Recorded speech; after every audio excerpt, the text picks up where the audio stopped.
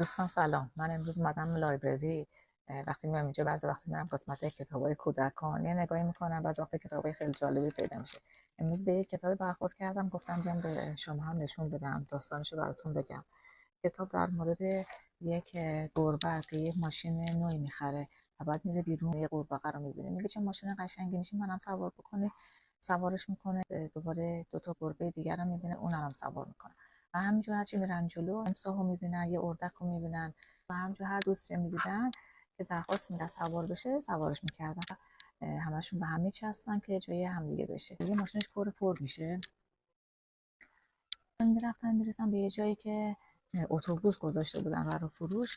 بعد همشون تصمیم میگیرن که ماشین رو عوض کنن و به جایش یه اتوبوس بخرن و این کارو میکنن دیگه. همه با آزادی بیشتر میشنن، میگن اینجوری دیگه هر کسی رو که دیدیم میتونیم سوار کنیم و خیلی هم بیشتر خوش میگذره هرچی تعدادمون بیشتر میشه. این جریان، این کتاب براتون خوندم که بهتون بگم این جریان بیزینس ماه.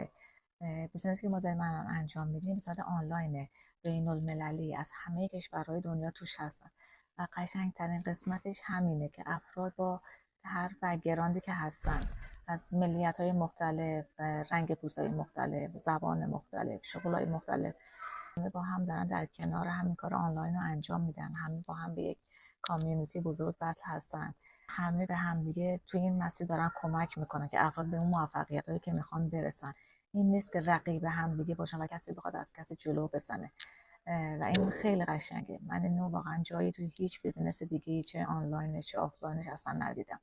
چه قشنگی خیلی زیادی داره، فقط باید بیاین از نزدیک ببینید و حسش بکنید. اگه میخواین بیشتر با این بیزنس آشنا بشین، کلمه شروع رو کامنت کنید، من وبینار رایگان رو که توضیحات کلی در مورد این بیزنس میده براتون بفرستم که بیشتر باهاش آشنا بشید.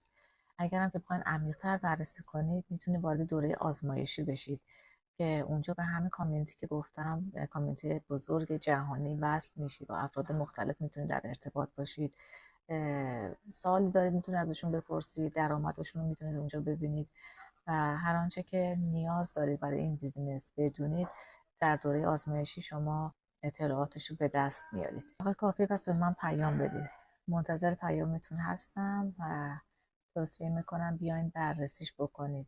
واقعا ارزش بررسی کردن داره. موفق باشید.